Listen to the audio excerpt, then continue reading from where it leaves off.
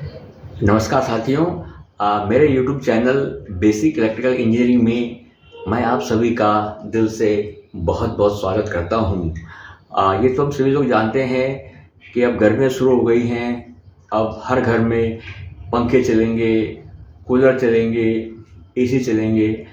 तो नॉर्मली जो है अब लोड तो बढ़ना है। इससे हमारे बिजली बिल बहुत ज़्यादा आएगा।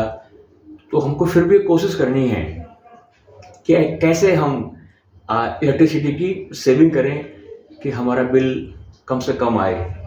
इसके लिए दोस्तों हमें कुछ बातों का विशेष रूप से ध्यान रखना पड़ेगा।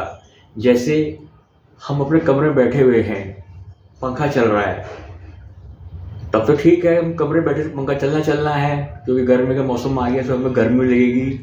लेकिन जब हम कमरे से बाहर चले जाएं तो उस समय हमको उस कमरे का पंखा बंद करके बाहर जाना है। अगर बल्ब जल रहा है तो उस बल्ब को भी बंद करके बाहर जाना है, क्योंकि जब उस कमरे में कोई नहीं है तो उस समय अननेसेसरी हम बिजली की खपत कर रहे हैं।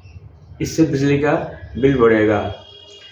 इसके अलावा ये ध्यान देना है कि हमारा जो फ्रिज है उसको भी हमने जो है खाली नहीं रखना है। फ्रिज खाली रखने का भी एक कारण है बिजली का बिल बढ़ने का। फ्रिज में कुछ न कुछ सामान होना बहुत ज़रूरी है। हमारे घर में जितने भी नॉर्मल बल्ब हैं उन बल्ब को हटाकर उनकी जगह एलईडी बल्ब लगाने हैं। एलईडी बल्ब भी बिजली की खपत बहुत कम करते हैं, बहुत अधिक कम करते हैं। और इसके अलावा अगर आप एसी ले रहे हैं तो आप थोड़ा पैसा ज़्यादा लगता है, लेकिन इन्वर्टर एसी लेना। नॉर्मल एसी की अपेक्षा इन्वर्टर एसी बिजली का कंजप्शन बहुत कम करता है।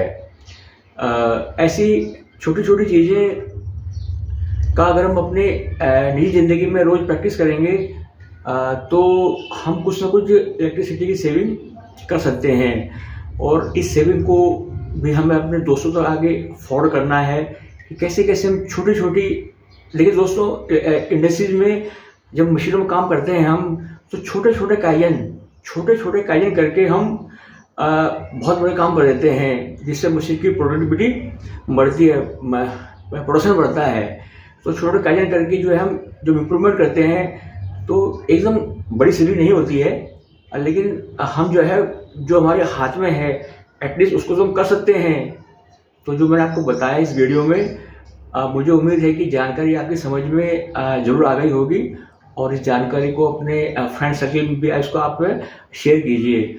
और अंत में तय कहूँगा कि बहुत बहुत धन्यवाद।